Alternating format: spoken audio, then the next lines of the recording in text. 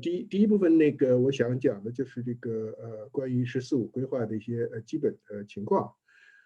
第二个呢，想去谈一下这个目前存在的一些机遇和挑战啊。那么第三呢，就想谈一谈这个今后的合作的一些这个前景啊。尽管现在中美关系非常紧张，而且这个变化的趋势也是具有很多的不确定性，但是我们觉得还是在气候变化方面，还是双方具有很好的这个合作的前景啊。那么特别是没有中国和美国这两个最重要的国家的参与啊，恐怕应对气候变化的这个工作，包括实现我们的目标，全球的目标也不可能实现。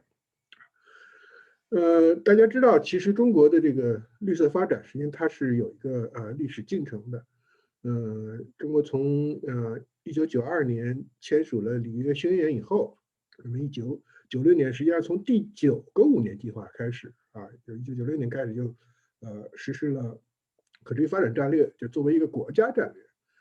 然后在这个2001年进入 WTO 以后，实际上中国的资源环境受到了很大的压力，所以之后呢也提出来了相关的一些理念，包括新型工业化道路，也包括科学发展观啊，也进而呢提出来这个资源节约型和环境友好一个社会啊，这是在整个第10个5年计划当中提出来的。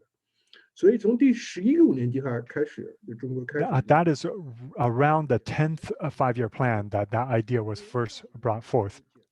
And we know that starting the 11th five-year plan, around that time, we put the environmentally friendly and resource efficient, or REEFs, and circular economy idea that was promoted. And also before the Copenhagen conference, around 2012, starting the 12th five-year plan, we began talking about China's now ecological civilization. And I think the core to this idea is a new governance philosophy, changing from the path of a GDP-driven model to a ecology first and green development model. Now, of course, as a developing country, to reach this objective is very difficult, and we used around 10 years of time to really dedicate into researching and implementing these objectives. So in this phase of growth, because China's capacity continues to grow, we have adopted from the top-down approach in terms of design to change our past development model to transition into a new governance model, using regulation, using governance to realize our green objectives. So we can call it a good governance revolution. Now, starting the 13th five-year plan, we also brought forth some new development concepts. And this include like the 5 development concepts in one, and that includes green development. And in the newest five-year plan, we further specified the details about these goals, including carbon neutrality, and put that as part of ecological civilization goals. So we can see China's current green transition goals is deepening as we speak, and its enforcement and implementation is deepening as well. So the carbon peaking and carbon neutrality is actually portrayed a very good vision for China's new governance model, and also gave us a new set of policy tools to carry this forward. Now, if we look at China's domestic ecological civilization building, includes several tools such as legal framework and the planning framework. And this includes local as well as sub-national five-year plan. We also outlined mandatory targets that relates to energy efficiency and key pollutants reduction. Now, this is passed by the National People's Congress, and this is legally binding. Now, after this 5-year plan, there's also some very specific action plans and implementation programs that dictates how specific programs should be implemented and executed, and the responsibility of relevant governing bodies. Now, we also, for domains that are not exactly clear on how to carry it out, we also build forth pilot projects to test out the waters. This includes EPS, ETS correction, and the current newest, the early carbon peaking and carbon neutrality objectives. And this kind of policy-driven approach has been the usual approach that China has taken for this. And you can see that there's a lot of regulations and legislations in place starting 2002 that has been the foundation of our current work. And this spans across from water to soil to nuclear, and including 2009, the NPC put forward the resolution on climate change, among many others. And in the future few years, we anticipate many new policies to be promulgated, including the Yellow River Basin legislation. And because along that river basin, there's a policy collaboration that needs to take place for it to happen. And we also have energy law. And also for the next NPC, they're considering the carbon neutrality law as well as climate change law. Currently, they're soliciting advices and suggestions. So to face up to climate change and carbon neutrality, we know that we can anticipate more specific guidelines on how to carry those objectives out, coming out very soon. If we look at the 14th five-year plan, there are some basic principles that are in place that we can share. So this paints the context, and this is especially related to green development. And we talked about a high quality development that meets the need of the people's need for a better life. So at the same time, we put forth the 3 new idea, and this includes a new development stage, a new philosophy, and a new development pattern. And there are some core principles in place, such as party leadership, people-centered or people-oriented, new development philosophy, as well as using a systemic approach and deepening reform and opening up. So when it comes to the new development stage, we still put innovation and coordination, greenification, and openness as the basic foundational values that drive this new development stage. And we can see that in the development philosophies, those are the principles that guide the development stage. And when it comes to the development pattern, we see that we are pushing forward a dual circulation system, meaning that the domestic and foreign market should interact and boost one another, enhance one another, with the domestic market as the main support. And we also put forward the new idea of managing our homeland territory, spatial development and management.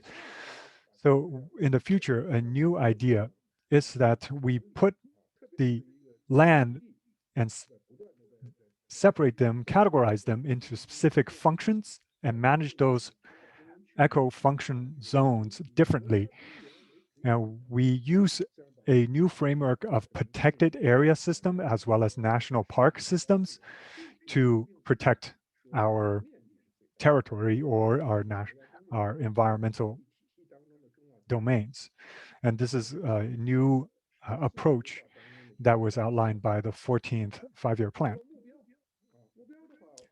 And speaking of our goals, there are 2 faceted. The first one is a mandatory target.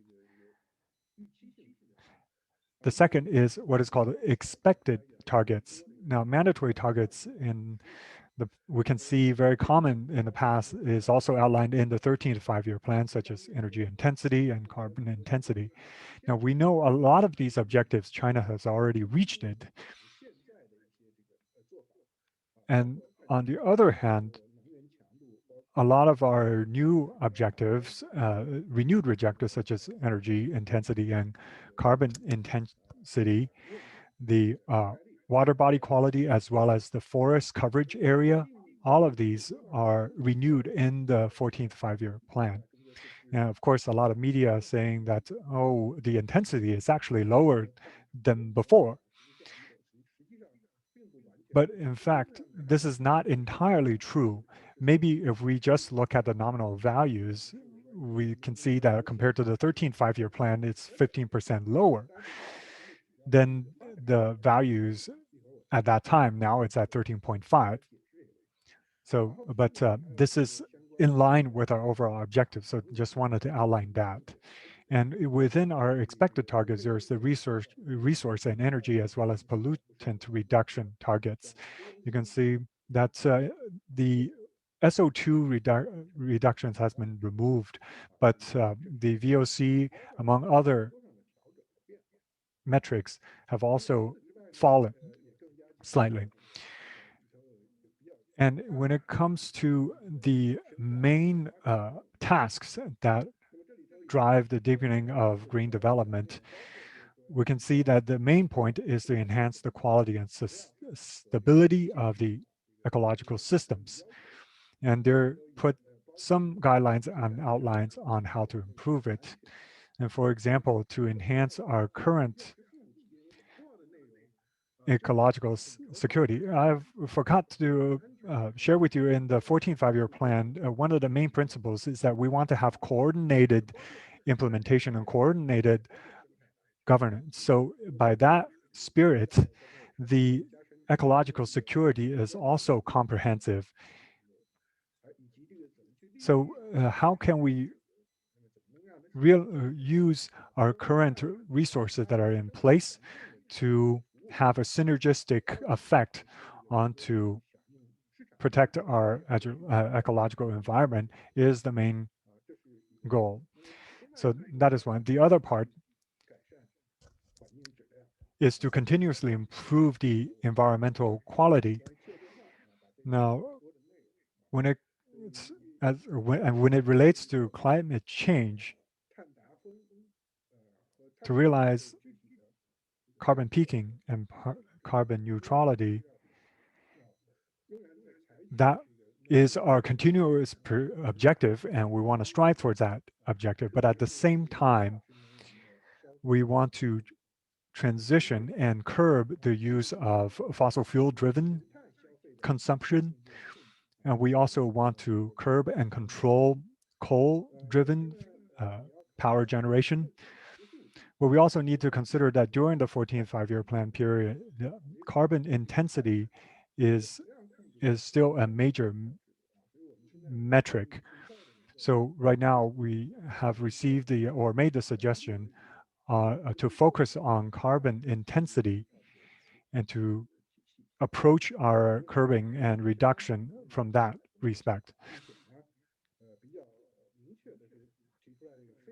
And relevant authorities also put forth the idea of a non-CO2 emissions control scheme that includes CH4, CFCs, HFCs, and PFCs. We also aim to enhance the capacity of carbon sink and also to actively participate and lead the international climate cooperation. So this is the relevant ideas with climate change in the 14th five-year plan. Furthermore, we also want to accelerate the green transition of development pattern. So changing this development pattern to a green development model. So for China to realize carbon peaking and carbon neutrality, there needs to be a good pathway. So first of all, is to find this pathway, not just to look at the metrics, but to find a pathway that can sustain our long-time objective through low carbon development, circular economy, as well as green development and economy. This includes the social and economic systems, agricultural systems, and homeland territory, land management. All of these together needs to realize our carbon neutrality goals. So you can see that this is a comprehensive green transitional plan. So all of these relevant works are underway.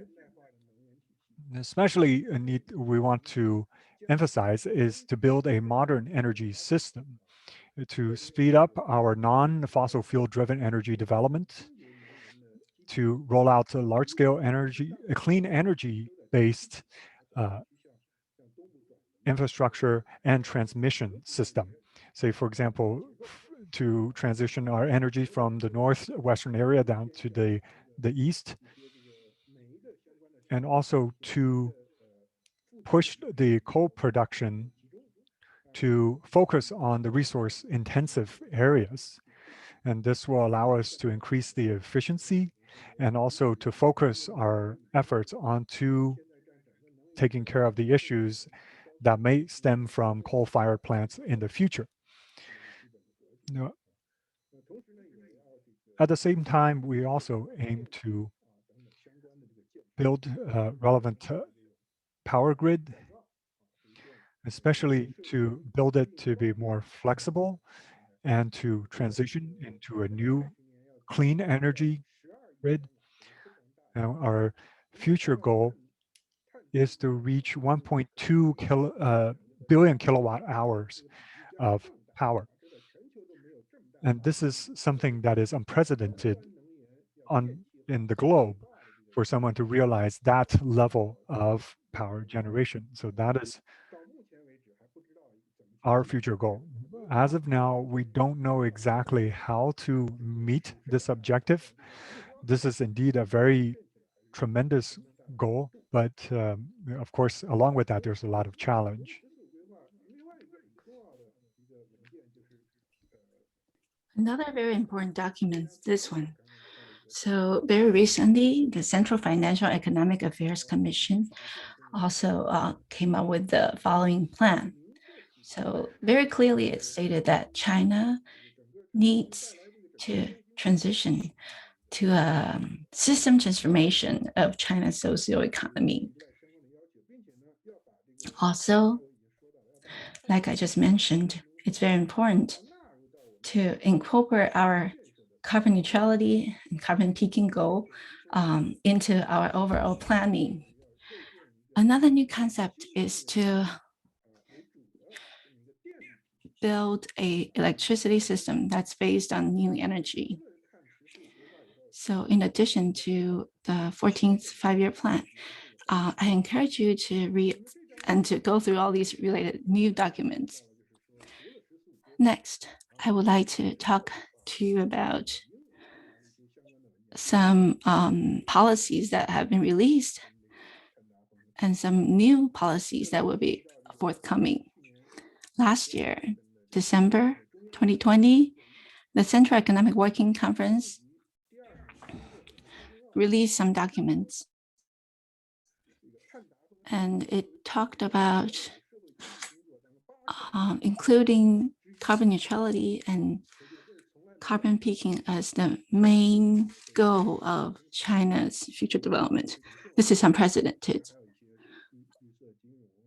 Also, they raised the issues and focuses of green finance, green transportation, green vehicles, and control of pollutants, as well as ETS, especially the administrative measures for ETS.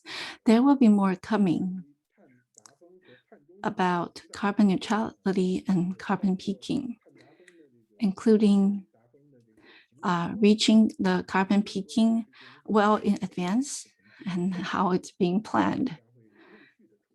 And in the future, we can look forward to methods of increasing the energy efficiency in order to reach our goal of carbon peaking early. You can see that the Chinese government has put in tremendous efforts in realizing our dreams and our goal. Also, there will be more to look for, and I have not included all the documents here. I know that I don't have enough time to go through all of these, so I will pick out the important aspects. So due to COVID-19 and some overall global economy, there are some tensions in terms of economic growth. So for this year, the goal is to reach 6%, GDP more than 6% as our goal, but there isn't a specific number for GDP to be reached. On the other hand, we can see that there are some difficulties or challenges for China in terms of reaching its mandatory targets. If you look at the chart, targets are on top and then the results are at the bottom. For 2019, if you look at the energy intensity, we did not reach that goal.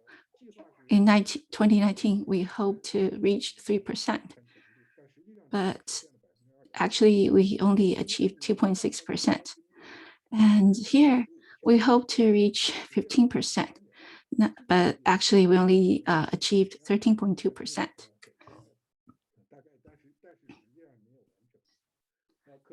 So we can see that we still face quite a lot of pressure in terms of really reaching all the energy intensity reduction goals. In 2019, the GDP growth was pretty high, 6 to 6.5%. But if you look at 14th five-year plan, there's no specific number for the GDP. And for now, here, if you look at energy intensity, 13.5%, we could guess that maybe the GDP growth would stand at around 5%. China is quite different from other countries. We really care about really honoring our commitments. So we really study hard before coming up with these numbers and goals. I feel that in the coming 5 years, our government will still work really hard to reach the goal. But I think the focus should be put on how to really effectively reduce energy intensity. And we will probably come up with new plans and new regulations. So just now I talked about governments, environment, and climate. But now let's look at the new pathway. For example, if we look at carbon lock-in effect and carbon peak target, I think structural adjustments are necessary. So we would need to explore new technical potential and possibilities. For example, energy intense industries need to be upgraded. Also, we want to look at CCUS and other related technologies. Also, we hope to come up with disruptive technologies. For example, using carbon and hydrogen to come up with chemical products. That way, it will be of economic value as well. So it's very important to use carbon to come up with products with value. Also, we looked at social green transitions for the society as a whole. We need to overcome some hurdles in terms of institutional hurdles. For example, because we want to reach carbon neutrality. So from top down, every aspect of our country is working hard toward this goal. But we need a very clean-cut, clear standard. So to guide our strategies. For example, sectors need to be coordinated with each other and maybe focus on carbon neutrality products. So there are a lot of ways that we could try to integrate in the theory and applications. And in our journey to reach carbon neutrality, we need to learn by doing. So even though we have a lot of technical challenges, we are also presented with a lot of opportunities. Of course, it's very important for China to proactively participate in world climate governance. So it's very important for China to be a participant, contributor, and leader. And I see a lot of potential for cooperation between China, US, and other actors around the world. And I'm going to skip all the details here. Lastly, some thoughts to share with you. First, increasing international cooperation. We need to step up mechanisms for exchanges, communication, and cooperation, especially, well, for example, between China and US. We need to have more proactive cooperation and communication and collaboration. We do have a lot of meetings, for example, with Mr. John Kerry, and they would meet and discuss future opportunities for Chinese and American cooperation in this area. Also, sub-national level cooperation would be very helpful. For example, California or provinces or local governments, it would be very helpful. For example, on October 22nd, the American government came out with NDC federal proposals, and I think it's very helpful if we could promote all levels of cooperation.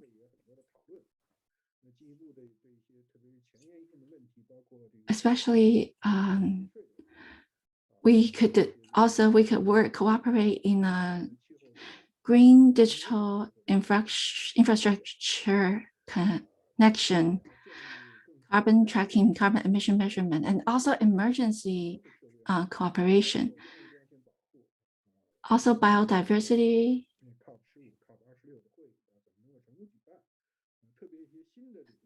So especially new areas, carbon sinks, food and health, safety. These are all areas that China and US can cooperate in.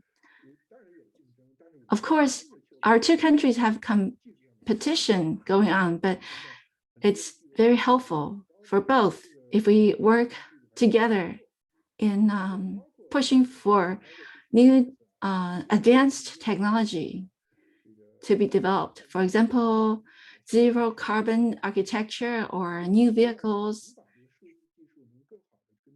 zero emission vehicles.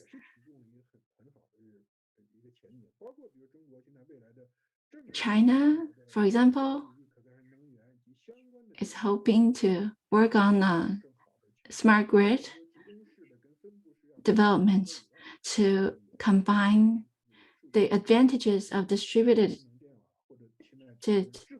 and concentrated energy generation.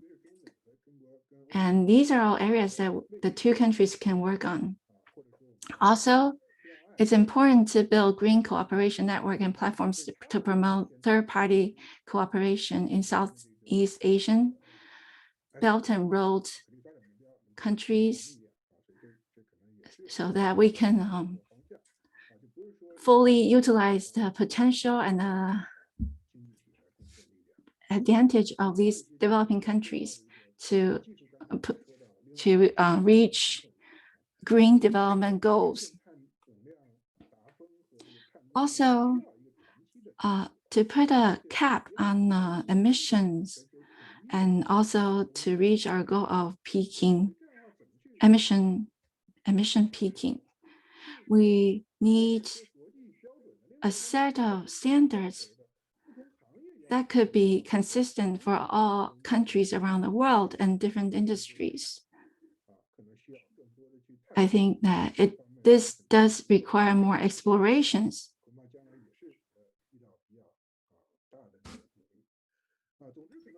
Overall, I think there's a lot of room for cooperation.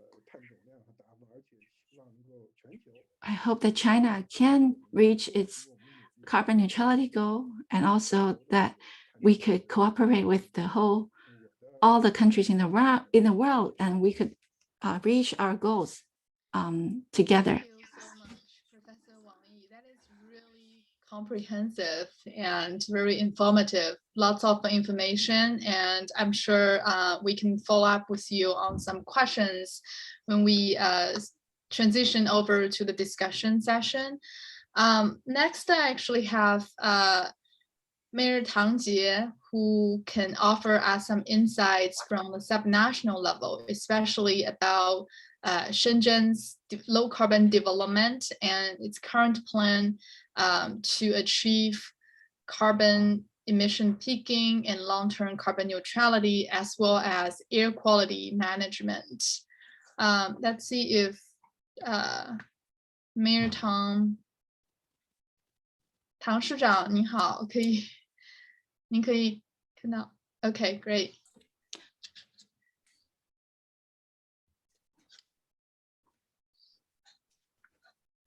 I guess maybe Toy is working on 唐市长, we can't hear your voice. We can see you, but we can't hear you. 我们可以看见您，但是听不见。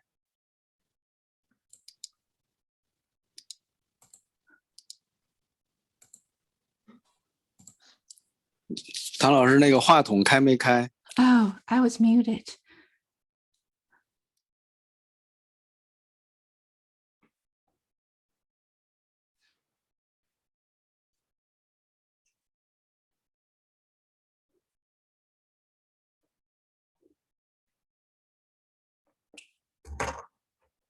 We're getting the audio from Mayor Tom. Just the introduction. So Mayor Tom is the former vice mayor of Shenzhen and former vice director of Shenzhen's People's Congress. He's a professor at the Harbin Institute of Technology and researcher at Shenzhen Climate Change Institute.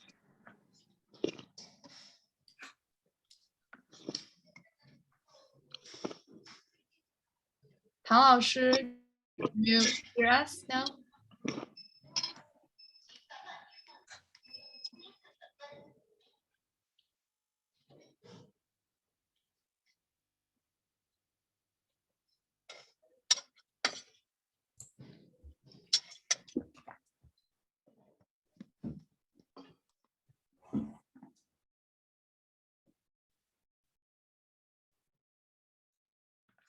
Looks like we still have some technical glitch here with the audio connection. Apologies for it.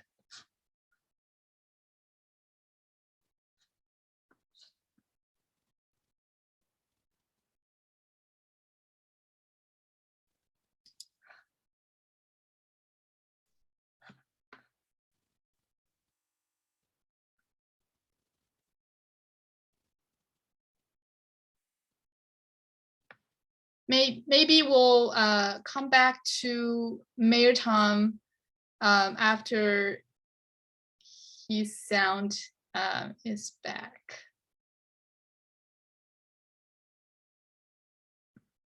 唐市长，我们一会儿再转到您这 We'll 边。 come back to you, Mayor Tang, 可以听见的时候。 when So we'll just rearrange the order a little bit here. Apologies for the technical glitch. We have 2 additional distinguished panelists here today with us, Kelly Sims Gallagher and Hal Harvey. Kelly is a good friend and renowned expert on climate and China-related issues. She is now an academic dean and professor of energy and environmental policy at the Fletcher School at Tufts University. She directs the Climate Policy Lab and the Center for International Environment and Resource Policy at Fletcher. She served in the 2nd term of the Obama administration as a senior policy advisor in the White House Office of Science and Technology Policy, and as senior China advisor in the Special Envoy for Climate Change Office at the US State Department. Thank you, Kelly, for joining us. And then Hal is another good and old friend to the Institute. Hal is a leading energy expert and the CEO of Energy Innovation, a San Francisco-based energy and environmental policy firm. Previously, Hal funded and served as CEO of Energy Foundation, and also helped establish a number of other philanthropic entities providing resources for work on climate change. Also supported a lot of our institute's work. So with that, I'd like to turn it over to Kelly and Hal for some questions, and then we'll circle back with Professor Wang Yi and Professor Tang Jie. So Kelly first. So Kelly, you maybe we can start by you offering some remarks, some of your insights and thoughts about China's recently released 14th five-year plan, and then maybe follow up with some questions. Kelly, over to you. Yes, glad to do that, though I look forward to hearing Professor Tang in a little bit. I wanted to just say sort of 3 kind of buckets of remarks. The first one was to reflect a little bit on the tone of the new 14th five-year plan draft. And I must say, Wang Yi, the presentation you just gave was masterful and gives me a lot of hope and encouragement.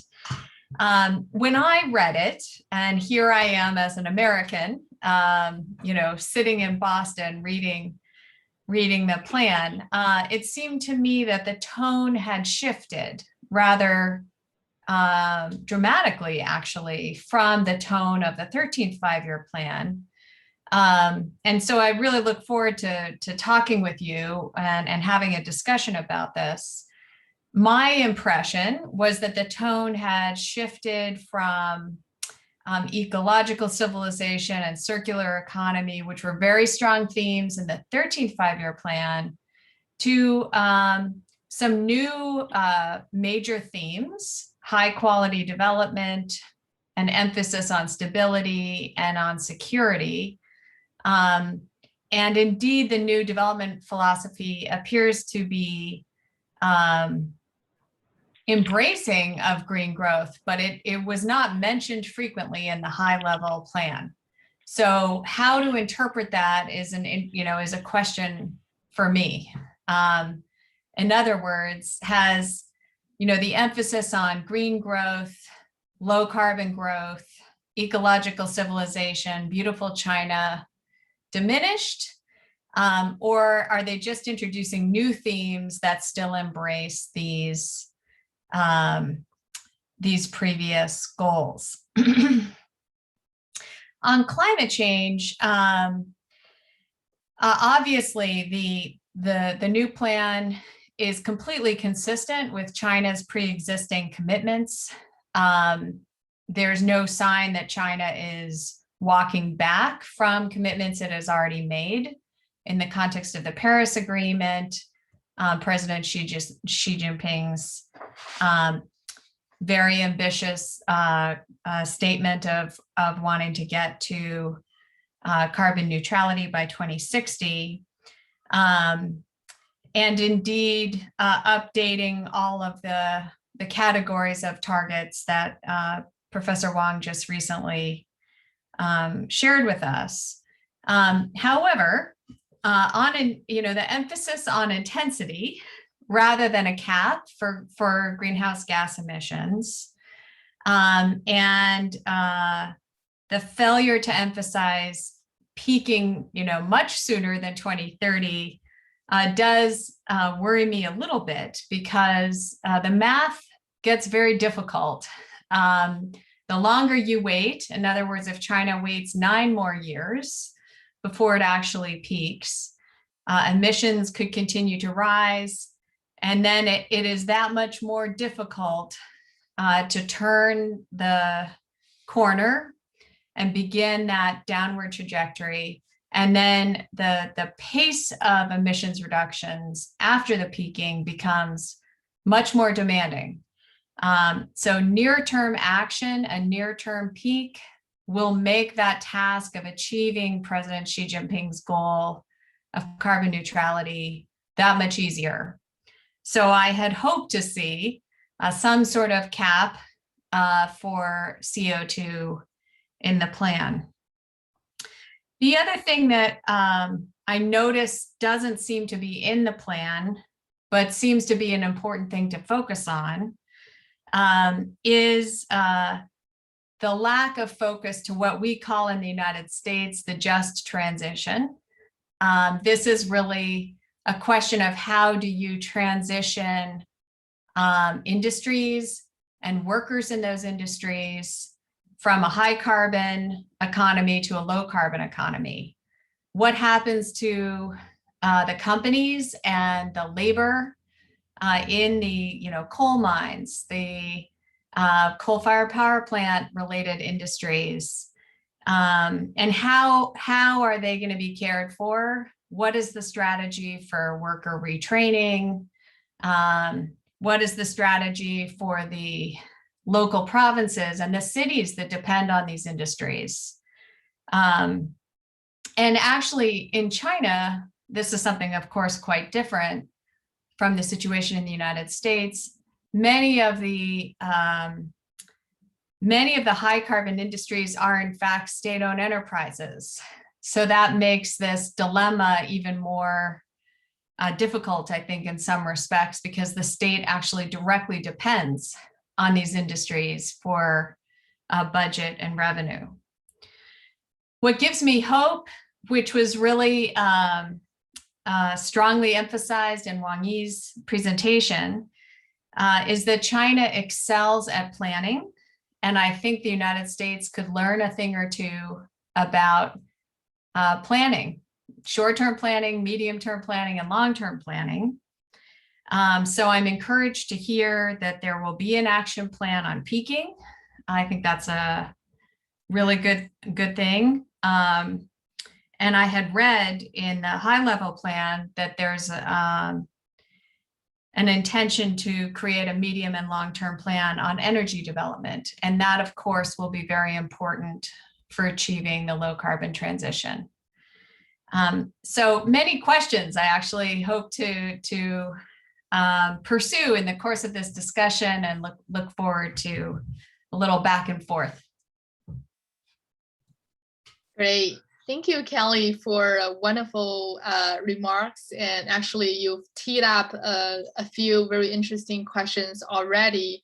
I'm sure we want to hear from Professor Wang Yi and Professor Tang Jie, maybe later when his audio is connected, some of those responses from them. But before we go to the two professors, let me turn it over to Hal for some remarks as well. Hal, can you share with us from your perspective, what is your view of the 14th five-year plan, and has that kind of met your anticipation, and any insights that you want to offer? Thank you, Fandai. It's a treat to be here. And let me start by saying to Professor Wang Yi, many thanks for that comprehensive presentation. There's a lot in there. And every one of those lines, every one of those bullets indicates a whole government program with people working hard on achieving it. So there are many, many options there. And then Kelly, the best way I can make myself look smart is by endorsing everything you say. That's my usual habit. So I will do that. Let me just add a few words then, and in some ways these are to emphasize the mathematics of carbon accumulation. The carbon is a question of accumulation. It's the area under the emissions curve that matters. And mathematically, it's very hard to get to net zero if you start in 30 years from 2030 to 2060. It's far easier, dramatically easier if you start in 2021, start to go down. So I think the burning question is, when does China peak? Of course, President Xi Jinping said before 2030, but there's a big difference between before 2030 and say a hard target of 2024, 2025. I actually think China can peak much earlier, and the secret sauce is bottom-up analysis. So while China has this 1,200 gigawatts cumulative total renewable energy capacity, I've seen analysts arguing for 2,000 or 2,200. We know that the average capacity factor of coal-fired power plants in China, the fraction of time which they run, is only around 50%. So it makes little sense to build new coal capacity if the current batch is only being used half the time. There have been some local shortages, of course, but this is a matter of optimization and management of electricity across provincial boundaries and employing the transmission network that exists, and certainly adding more transmission over time. So one of my worries is the peaking date. A second worry is rethinking the grid so that it is a stably managed variable source supply. There are fantastic technologies and techniques to manage a renewables intensive grid. And China has the renewable energy appetite, but hasn't reformed the institutions, the grid companies. That's absolutely essential. Let me mention a couple other things that could make a huge difference early on. One would be an aggressive effort to speed up the retirement of HFCs, that so-called F gases, and to take seriously the question of identifying methane emissions and trapping them and stopping them. Those come from both coal seams and from agriculture. So the non-CO2 forcers can be dealt with rapidly using pretty simple technologies. And because it's an area under the curve that matters, it makes a big difference to start early. Another issue which Professor Wang hinted at was stopping the public finance of new coal. So domestically, many of the big coal plants are built using public dollars. That is an opportunity for reform. And then side by side with that, stopping the finance of coal through the Belt and Road Initiative. So I think if we look at just those three items, cap coal early and move to 2,000 gigawatts of renewable energy and take non-CO2 forcers very seriously, then one can begin with this bottom-up analysis to peak before 2025 rather than before 2030. And that makes a huge difference. The last thing I wanted to say is mentioned but not elaborated on is this question of urban form and land use. China's development has been a sprawling development, used a lot of land. Of course, it's a big population with rapid urbanization. But I'm delighted to see and hear about the Ministry of Natural Resources and many of their plans for compact development, for urban growth boundaries, for mixed use, for cities that rely on transit and biking and walking instead of cars. And I think there are some breakaway opportunities now to rethink urban form in China and they will have very long-term effects not just on greenhouse gases, but also on local pollution and also on livability, because it's always nicer to be in a city where you can walk and doesn't have traffic jams and pollution. The last thing I'll say has to do with the cooperation question that Wang Yi raised. Professor Wang, I could not agree more. It is absolutely crucial to keep the lines of cooperation open. United States and China have some differences, political differences on various matters, but on climate change, we should have no differences at all because it's a common threat and the opportunities for resolving the threat are common as well. So I think the Chinese government is very clear on keeping the lanes open for climate change cooperation, and I think the US government is as well. We just need to re-emphasize this regularly. And this symposium that you've put together, Fandai, and your colleagues at CCCI is a terrific opportunity toward that end. So thank you for the chance to make these remarks. Thanks, Hal. And yeah, thanks for all of your support to our work. I mean, I think you've basically teed up some really great suggestions. Let's see if Professor Tang Jie can hear and speak to us for now. And if not, maybe we can circle back with Professor Wang Yi on some of those questions. Tang 市长, can you hear us? 你能听到我们吗? Can you hear us?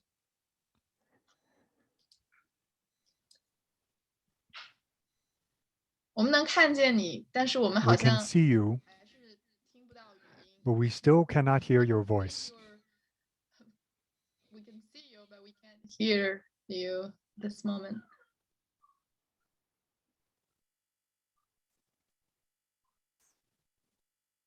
Oh dear.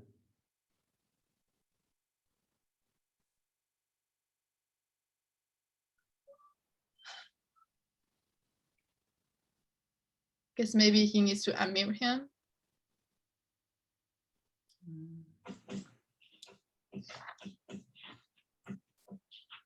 Right. Well, our staff is still working on the connection issue. Sorry about that.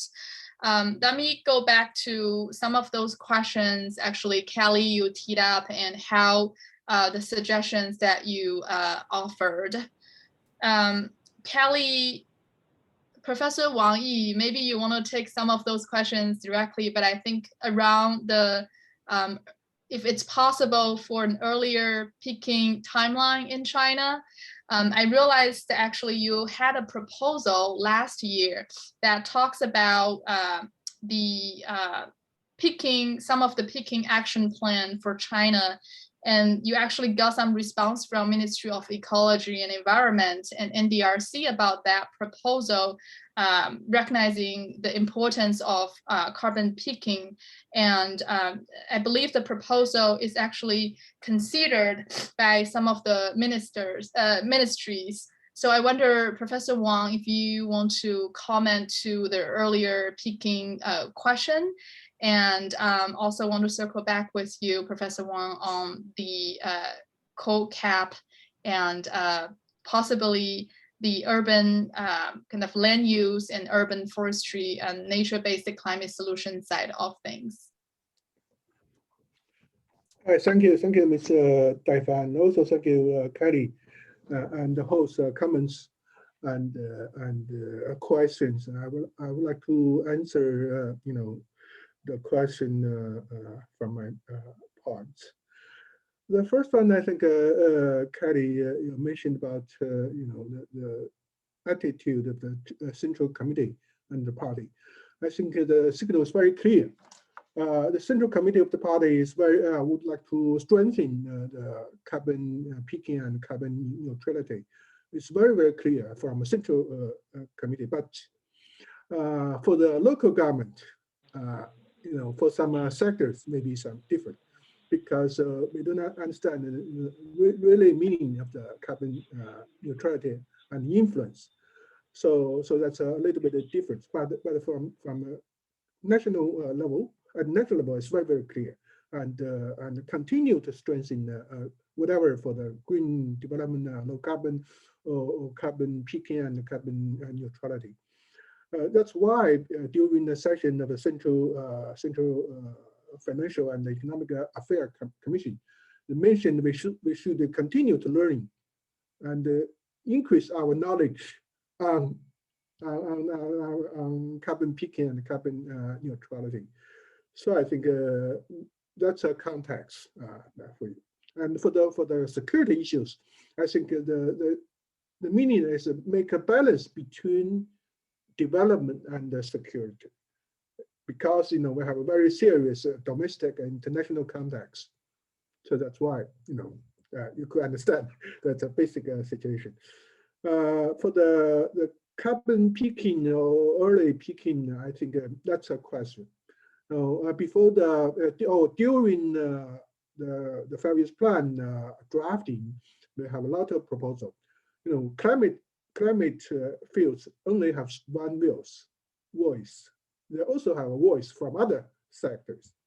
So we must make a balance, and finally, but so the clear meaning is more communication, more documents and policy are coming. We'll have a more clear, the policy on the co-development. I think you will see the more optimistic, policy for the co-control. For the peaking, I think we must think about some problem. The first one is, what about replacement? What's alternative measures? Up to now, I think we have enough capacity to prepare this work, but we'll continue try to our best. The second one, besides the climate, we also have the development goals. That's why we use the carbon intensity or energy intensity as mandatory targets. And for some sector and local government, I think it's very, very tough, very difficult to achieve the peaking earlier, especially for the coal-intensive province like Shanxi and Inner Mongolia. It's very, very difficult. And also, I think you're right, Kelly, the just transition is very, very important. Up now, we don't have enough work. So that's why I propose in further work, we should pay more attention to the just transitions. But we need time. We just raised the targets last September. We only have several months. We have a lot of homework to do to prepare the just transition, including how to make this transition smoothly. And the peaking is one thing, but another thing is how to make this transition, because big country, and we should keep the stability of the social and economic conditions, situations. So that's my comments on Kelly. For the host question, I think you're right. The stock or increment is one thing. But first one, we should control the increment first, and then we could discuss the stock. But this two targets is linked together. So I think we could, for example, you also mentioned about the coal-fired plants, and we have a difference between China and the US. And China, the average, years only about the 12 years for coal-fired plants, but in the United States, almost 30 or 40 years for the coal-fired plant. So that's difficult. We should deal with the stranded cost of the coal-fired plant in the coming years. And we also would like to, I mentioned that during the session of the Central Financial and Economic Affairs Commission, we also mentioned about how to rebuild our grid system with the energy, new energy as dominant. I think it's a big challenge, and we should discuss and continue to think. I think it's a process, not only the final solution up now, because up now we don't have, we don't know the final solutions, because it's too big scale of the renewables, and how to use GRAD to resolve the problem. I think up now it's very, very difficult. For example, for electricity consumption now, the average the capacity electricity consumption is only the 5,000 kilowatt hours, but in the future maybe will double, and double you can go back to the capacity and then go to the renewables. It's very, very big numbers. So how to deal with this, I think, is a challenge. And for the territory, the spatial planning, I think we have 3 lines. The first one is a border of the urban development. The second one is arable land, areas. The last one is natural, is protected area. Protected area, maybe the red line or similar. So I think we should keep the three lines for the future's spatial planning, and make our urban development more intensive. I think, but we will continue to discuss even the domestic and international investment on the coal industry. So I think it's also we will continue to work and we strengthen the cooperation between China and the US, and to resolve and find the system solutions, not only the single solutions. So let's work together. Thank you. Thank you very much. Great. Thank you, Professor Wang Yi, for your response. I think I might have heard some voice from Professor Tang. 唐市长，您那边 Hi. Great. Can you hear me? Yes, can hear you. Thank you. Just because of my computer corruption, so I have to use the mobile phone to connect it.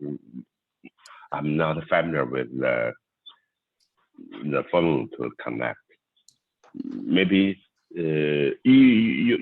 thank you. You show the PPT.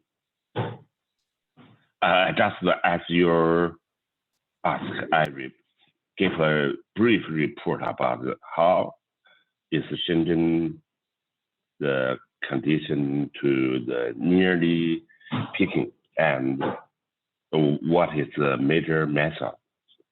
Professor Wang Yi gave us a lot of the support and the gas to do this research. So thank you, Professor Wang Yi.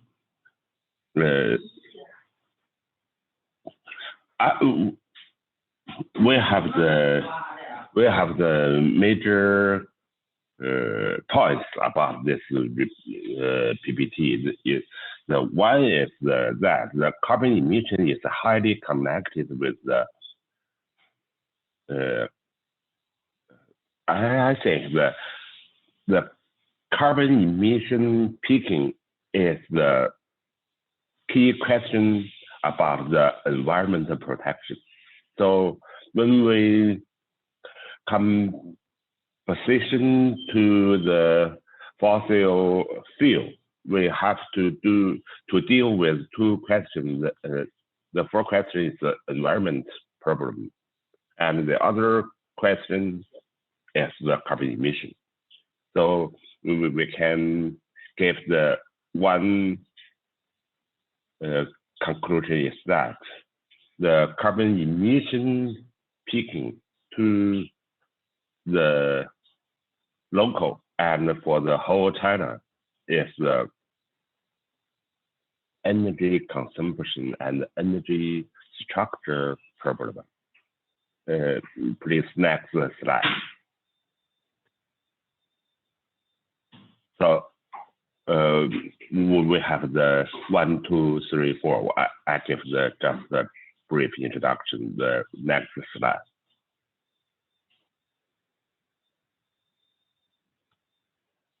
In the last 10 to 15 years, now we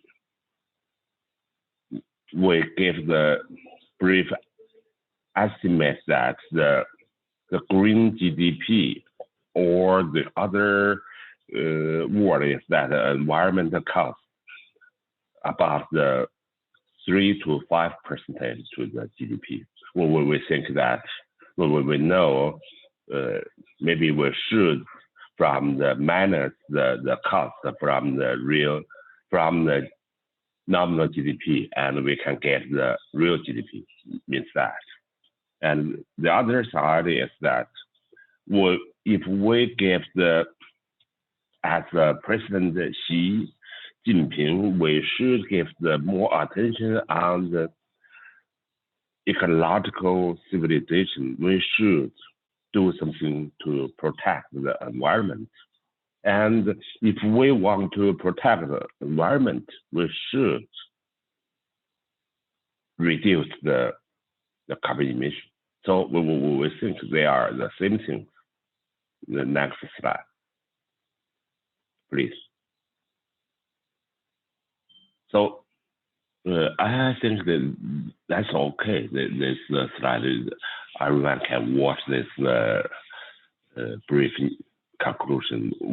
We wish to give some detailed information next slide.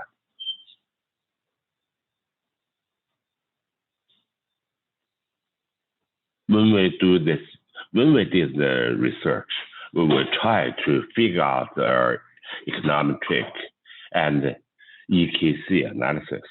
Or we think, and we test the Shenzhen city, pass the EKCs, the picking. So when we think we have seen the environmental closeness curve, maybe the curve is the same with the carbon emission picking. So we use the leap and the other method to figure out and divide the factors, which one is the environment and which one is carbon emission. So we can see the next slide. Next, please. So these are cities nearly the EKC, the Hayes curve. So from this the picture we see that from the 1980, Shenzhen's per capita GDP from the $200 to nearly now the $30,000. So the Hayes day increased very quickly. In the highest the level is the turning point is the 1997 to 2007 is the turning point. At that time, the Hayes day nearly over 140 days. After that, Shenzhen Hayes days decrease, and now return to the initial data of the 1980s. So next,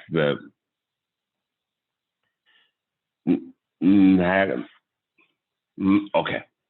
So from this picture, we can see we try to divide the contribution factor like that. At the first, the population contribution. The next is the per capita contribution. And the third column is the industrial structure.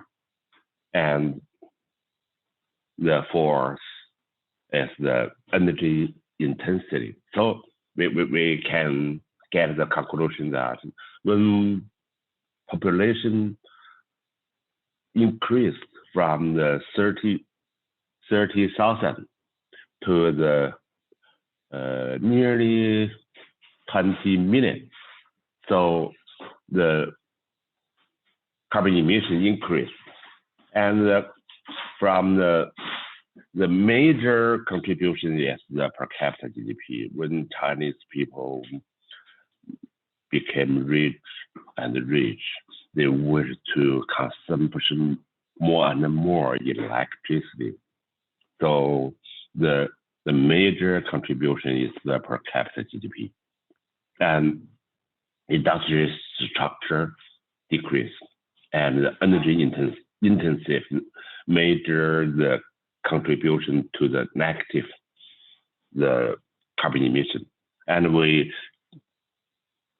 divided the second level to the manufacturing sector. We can see the major contribution sector is the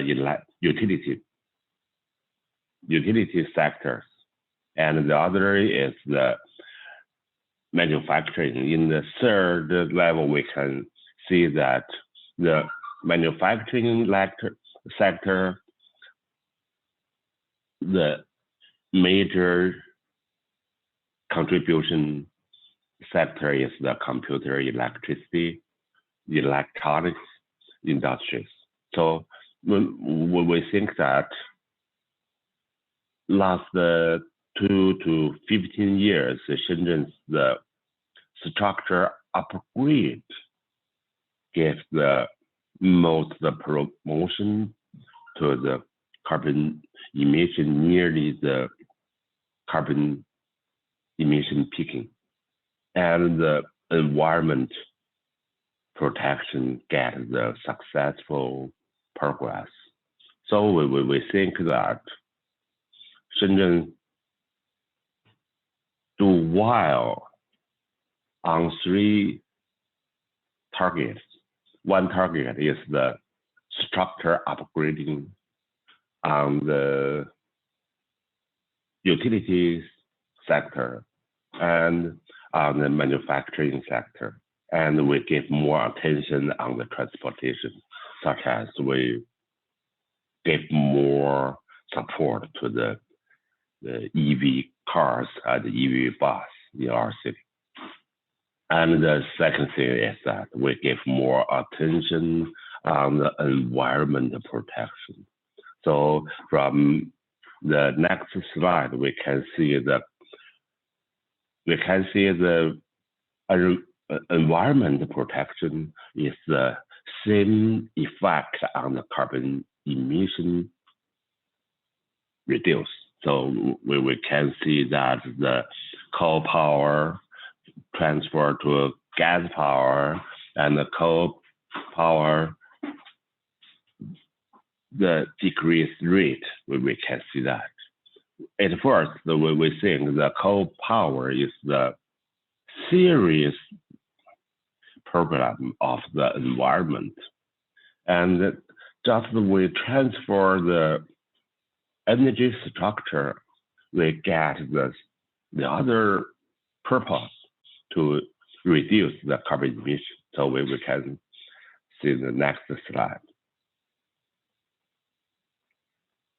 So that's we can see that when we do something like that, the environment and the carbon emission, the air pollution and the carbon emission.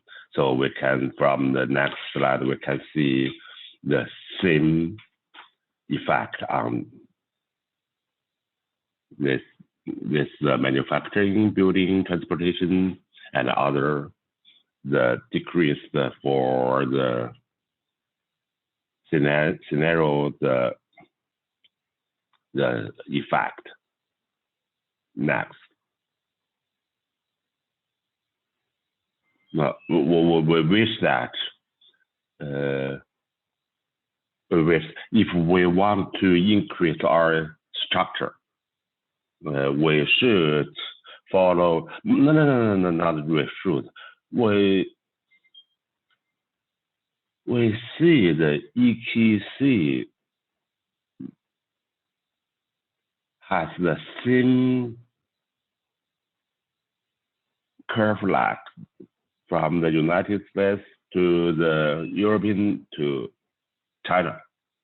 So we start when we develop the phase increase, per capita GDP increase, the lower and medium level industries just reduced. So the industrial structure upgrade, we found the energy effect increase is the first. And the second is that at that time we can change the energy structure from the more coal to the low coal, from the use more and more grid, South China grid. Just because the South China grid company with a lot of the hydro electricity. So when we cut down or call the plant, the electricity generate, we can use the South China grid companies the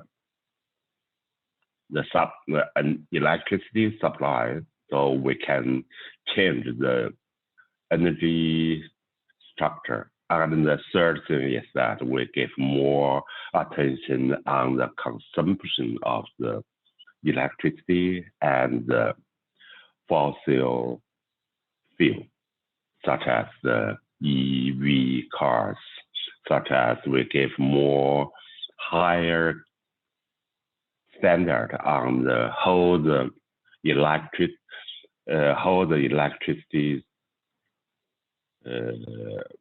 appliance, such as the refrigerator, such as the air conditioning. Just use the safe consumption, friendly environment, the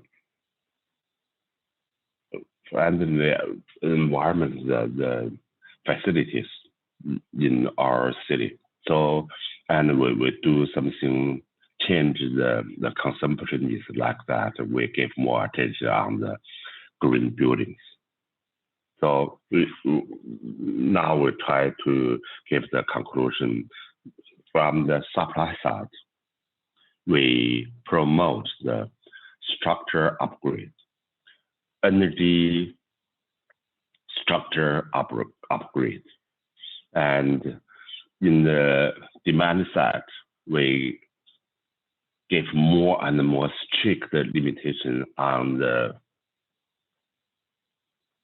car, bus, and the truck in our cities without the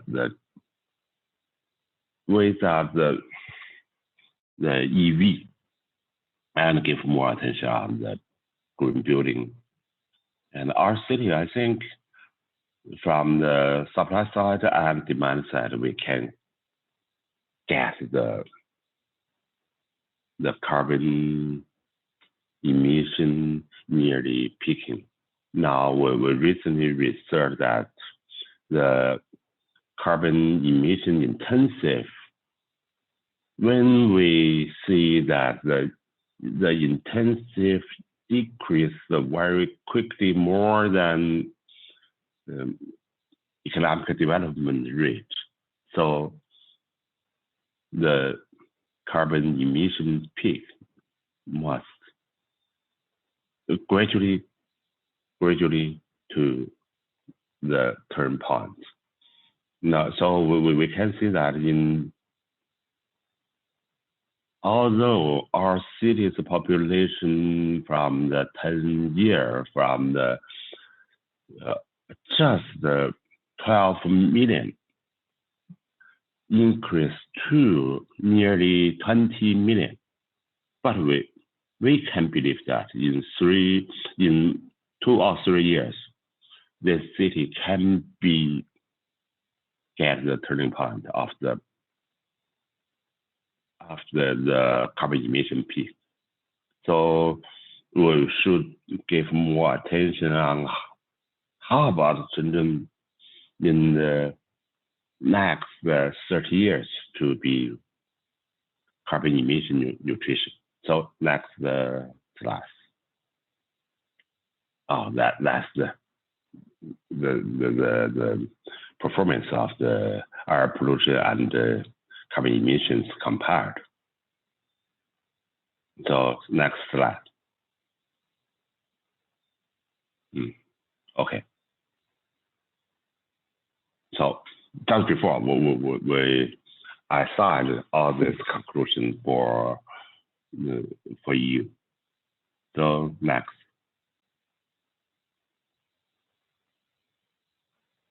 Thank you very much, Fan and Kelly and Professor Wang Yi and the other professors. Thank you very much. Thank you so much, Professor Tang, for your update from Shenzhen. And it's good to know that the current priorities at Shenzhen are being given to energy consumption and decarbonizing the transportation and building sectors that you just mentioned. I also realized we have actually quite some questions from the Q&A box from the audience. Maybe I think thanks Hal for answering 2 of them already. I saw Nan Zhou from Lawrence Berkeley Lab had 2 questions about primarily industry sector's role and how you're going to answer this one. Okay. Okay, Seth. Nice to meet you. I'm sorry, I didn't understand which one you wanted me to answer. The one from Nanzhou about industry sector attention. Yes. Yeah. So first I need to send greetings to Professor Tang. It's great to see you again. And thank you for that terrific presentation. I love the way you approach the factoring, breaking it down. So industry, we need to focus, I would say, on the top 5 or 6 industries: iron and steel, cement, chemicals, aluminum, pulp and paper. And for each one of those, draw a pathway to zero. And when we draw the pathway to zero, we will along the way of the path, we will discover things we do not know. We don't know how to, what's the best route for fueling aviation, for example, or right now there's a green hydrogen steel plant opening in Sweden that uses that costs 30% more. How much can we drive that price down so it's equal or close? So for each of these pathways, we need to consider immediate moves that can be made, and there are many. For example, getting rid of old inefficient boilers and replacing them, some of them with electricity and some of them with new efficient boilers. And there are some where we need new technologies, and we should have a good technology development list. Bill Gates's Breakthrough Energy Ventures is organized around the latter half of this, around the technologies that are required.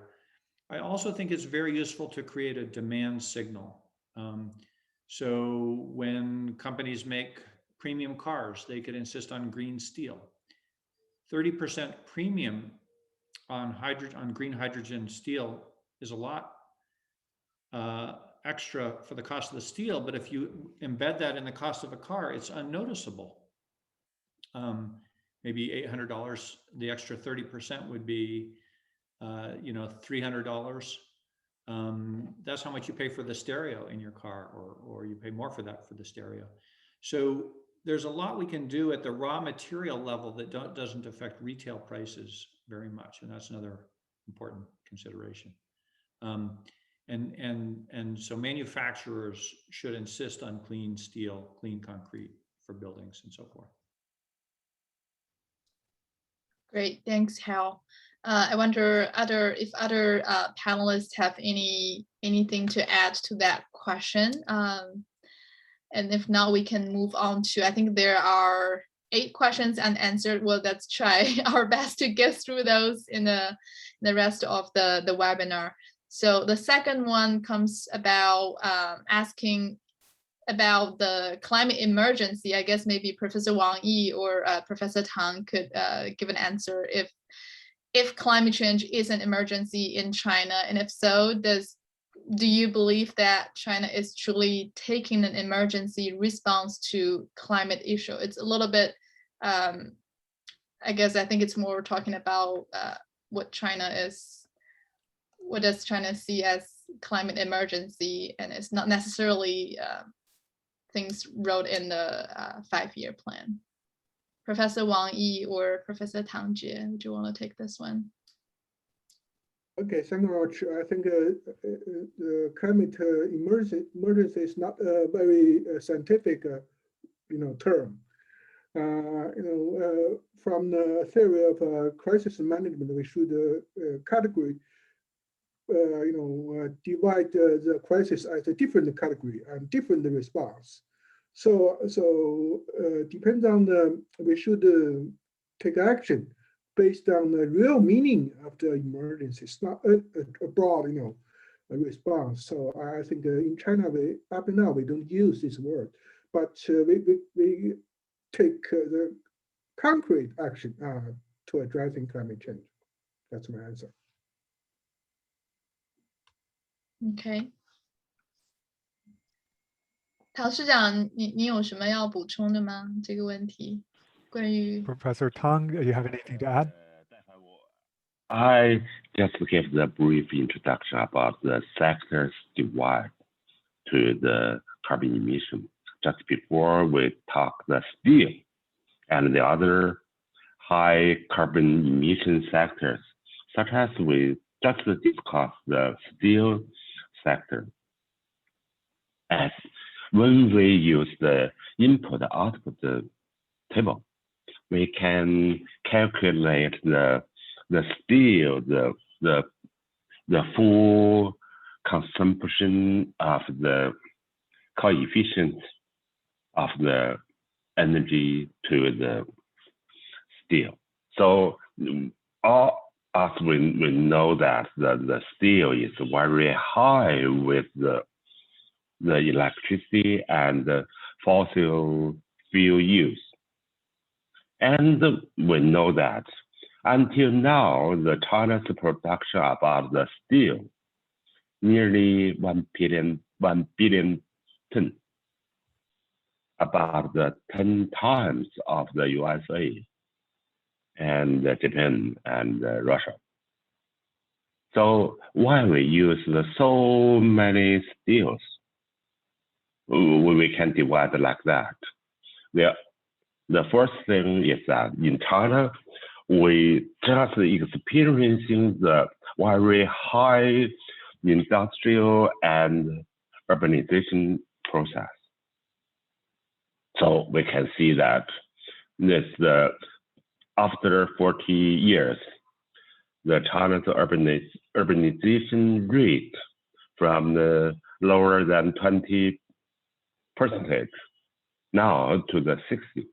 So in the next the 10 or 40 years, well, I think the highest level of the urbanization about the 20%. So when the urbanization the process slowly in China, we have no need so much steel. So we can estimate that the steel, the production maybe in the next 30 years decreased from the 1 billion ton to 500 million ton, maybe nearly the lower that.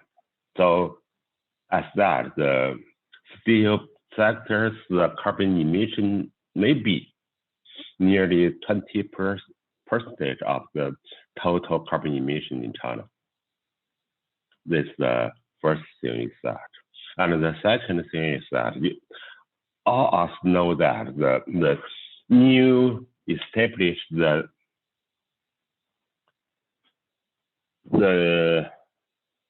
solar and the wind, the electricity in China is the highest in the whole world.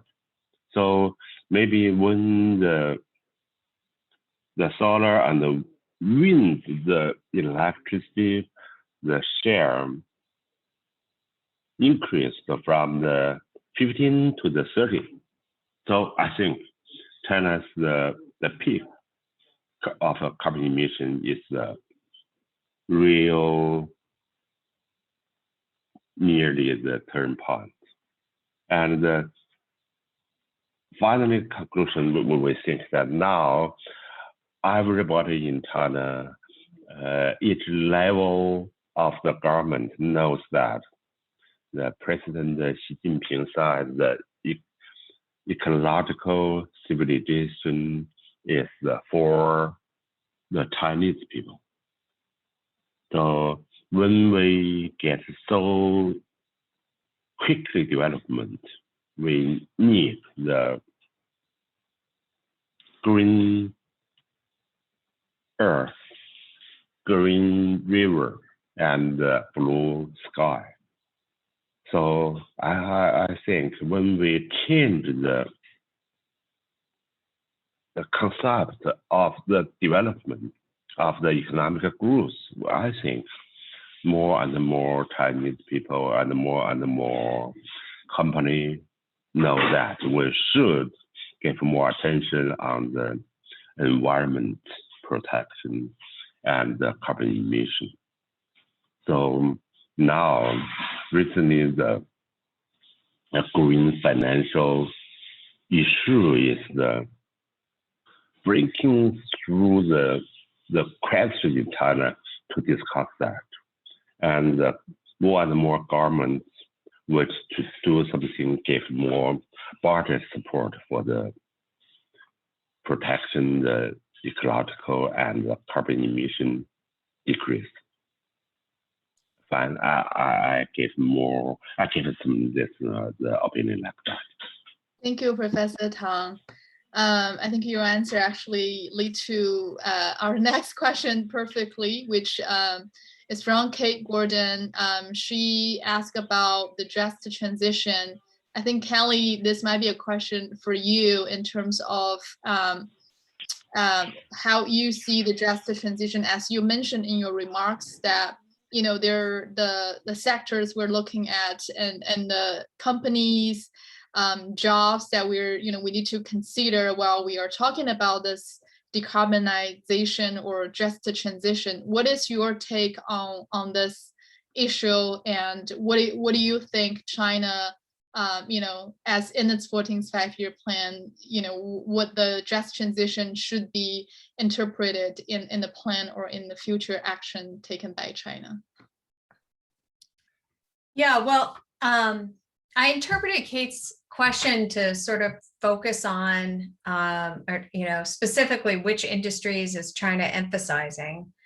And let me answer that first. The industries I saw mentioned over and over again when I, read the plan were 5G, industrial internet, digital economy, integrated circuit industry, artificial intelligence, advanced manufacturing, new energy, which is, renewable energy, and of course, electric vehicles, known as new energy vehicles. So it's very clear that the emphasis and the goals are structural change in the economy, moving to services, lighter industry.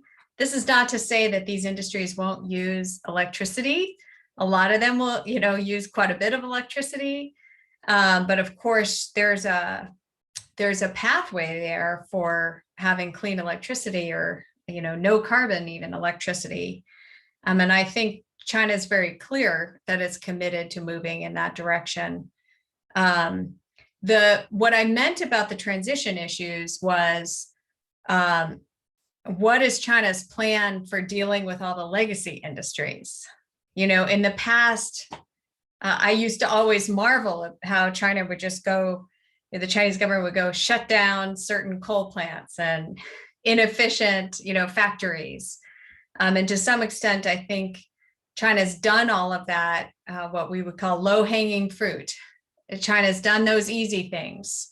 And there's still a lot of hard things to do. There are still a lot of big, heavy industries, coal plants, coal mining that are important to local economies, that provide a lot of jobs, way more than in the United States, actually. And this is a very hard challenge, and I don't think anyone has a good answer. But the point I was trying to make was, it seems to me there's an action plan needed in this regard in China that I did not see yet in the context of what's been released in the 14th five-year plan. But I think maybe Wang Yi can speak more authoritatively on this question. Thanks, Kelly. Professor Wang Yi, do you have additional information you want to provide for this question? Yeah, I fully agree about Kelly's point. I think it's a very complicated issues in China. I think it's not only the the money, not only the employment, but also for the whole city development, especially in some areas. For example, in Shanxi, in some coal-intensive provinces. So I think we need a more detailed plan for the just transition. But up now, I think we don't have we don't have enough work on this. But we will do our best in the coming future. Thank you. Great, thanks, Professor Wang. I know we've unfortunately had some difficulties on connection issue tonight, so just apologies for that. But I do want to be respectful of folks' time joining us today. So I want to leave the discussion with one last question, which is to all the panelists. How do you think the US and China could cooperate to meet some of those climate and energy goals or challenges that we've talked about tonight within the 14th five-year plan period of time in the near term? That's maybe start with Kelly and Hao and Professor Wang Yi and Professor Tang Jie to wrap up with. Kelly. Great. Well, I will call for two things that I think are possible in this moment, which is a very difficult moment in the bilateral relationship. The first point is I would call for intensive coordination, which is not necessarily the same thing as cooperation. In other words, intensive discussions, lots of conversation, so that everyone in the United States understands what's happening in China, and everyone in China understands what's happening in the United States. We are already slipping into mistrust, suspicion, even conspiracy theory, as happens and has happened, in our relationship in the past. And I think it's very important to keep talking and to coordinate. And the two countries can proceed in parallel and increase ambition in parallel, and that will have a very positive influence on the rest of the world. If the United States takes ambitious measures, that will inspire other countries. If China takes ambitious measures, that will inspire other countries. And we can inspire each other without directly cooperating hand in hand. And then the second point I would say is we do need to break the ice and have some cooperative, a cooperative project. And I strongly endorse Wang Yi's suggestion of working together in third-party countries on development finance. I've been arguing for that for a while. The United States needs to be doing much more in terms of helping rapidly developing countries proceed along a low carbon development pathway. And China needs to green its Belt and Road. So what's not to like? This is a perfect way for us to cooperate together. We could do that directly, project by project, or we could work on coordinating an approach towards doing that. And so I think those are the two most important steps for us to be taking right now. Wonderful. That's really, really insightful suggestions for what we should be doing Hal? Sure, thank you. The first thing I would say is an observation that in diplomacy, there are two kinds of negotiations. There are negative sum or zero sum negotiations and positive sum negotiations. The first is over something like a parcel of land where you either get it or you lose it, and only one side can win. Climate change is the ultimate positive sum negotiation because the United States needs China to succeed. China needs the United States to succeed. And if those two countries succeed, the rest of the world has a chance. So the one thing that should be said right away, even though we compete, even though we have differences on many topics, on this one, there should be no space between these two great countries and our intentions. And as we're approaching the Climate Change Summit on April 22nd, it's a fantastic opportunity to make that case for the President Xi Jinping to appear and make clear China's commitments, for John Kerry and then President Biden to appear and do the same. And if they each opened up the conversation with very strong incremental, very strong new commitments, the US NDC will be coming. There's more things China can do. It will set the tone for the world. It can be as successful politically as Paris was, or even more so. So that's a meta observation. We need a positive sum. We need to understand why their success is our success and vice versa. The next thing is, I think, promoting global best practices in technology and policy.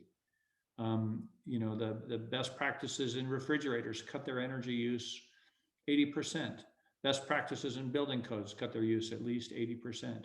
Best practices in EV transition can see the difference between around 2030 or 2035, the crossover happens, or before. There are 4 energy sectors. Each one of these needs best practices. And China has some of the most modern, sophisticated manufacturing in the world. So does the US, so does Europe. Let's show which policies and which technologies drive that, and skip the dirty stages of development, skip the failing stages of policy, and go right to the best.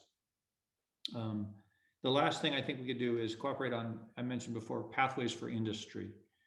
It doesn't mean we're going to share all technologies, but we should share the challenges and then go to work on our own or cooperatively, as it were. But we need those pathways. So that would be my quick hit. Thank you. Thank you, Hal. Both from the high level and very concrete solutions that we can actually be looking at. That's wonderful. Professor Wang Yi. Yeah, thank you. I fully agree. Two friends of mine just mentioned.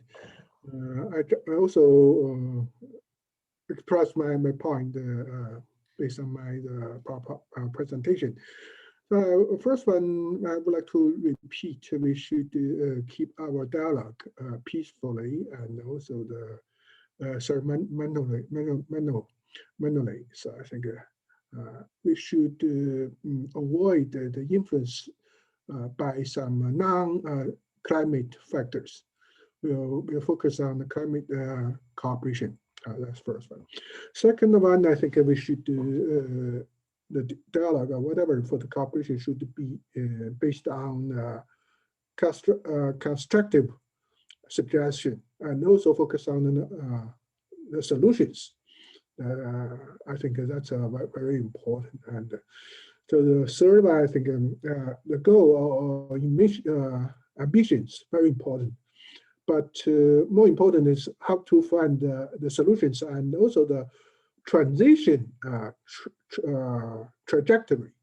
That's more important to achieve carbon neutrality.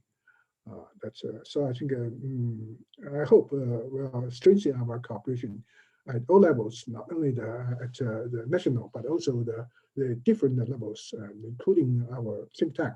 We should consider the futures of the Earth and the humanity.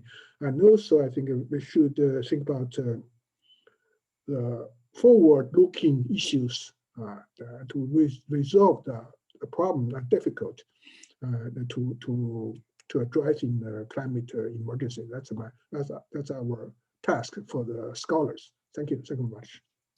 Thank you, Professor Wang. We should stay focused and keep dialoguing, and also think about the trajectories and solutions. That's really good. Professor Tang Jie, your advice? I just heard the Kelly Hao and Professor Wang Yi's opinion. I have the three parts which to say that. The first one is that we know that the 14 planning gives the condition like that, China not return to the high speed growth rate about the, I think that's the nearly 6% in China compared with the last 40 years. This very lower growth rate. I think means that the tight macro condition maybe promote the company and the local government give more attention on the environment protection. That's the first the observation of mine.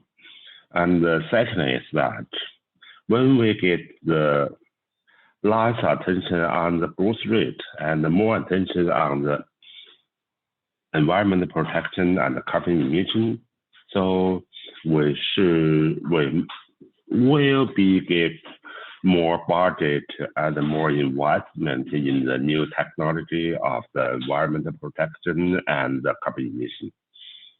So at that time, I think United States and China maybe should more cooperate to do some research, which one of which technology and which the project maybe get the more significantly progress on the environment and the climate change. And the third thing, I think we should know that China is the very complexity country with much and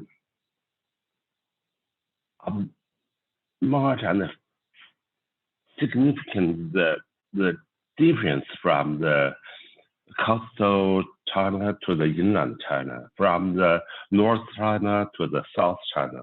Just before I said, Shenzhen, Guangzhou, Shanghai can be upgraded the industrial structure very quickly. But in the east, northeast, from the North China, we cannot looking forward so quickly structure upgrade. So we should give more attention on how about the old industrial base can change from the older traditional structure to the modern and the environment friendly industrial. So I think in the United States, they're more experienced than China. So we can do some large projects to cooperate, to do some research, give more attention on how can we delete the difference from the North to the South China.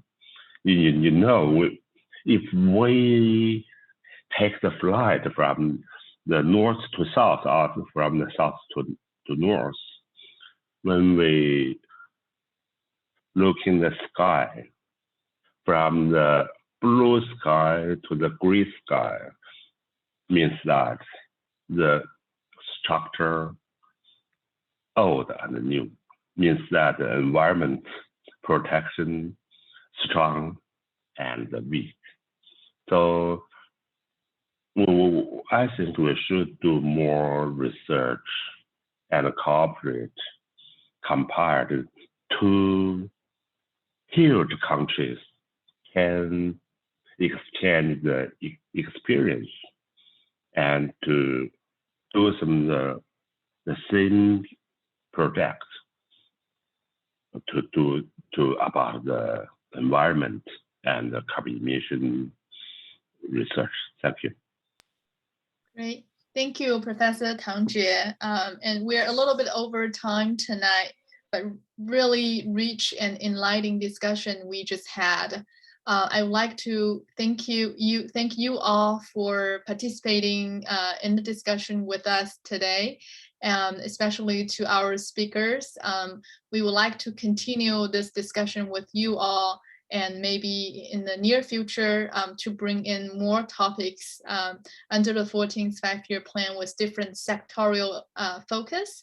And also we'll keep the dialogue going between the US and China, at least as Kelly mentioned, stay coordinated in this course. Thank you very much again. We'll wrap up our webinar. We'll see you in our next webinars. Thank you. Thank you, Fan Dai. Thank you, Stefan. Bye. Thank you. Bye, everyone.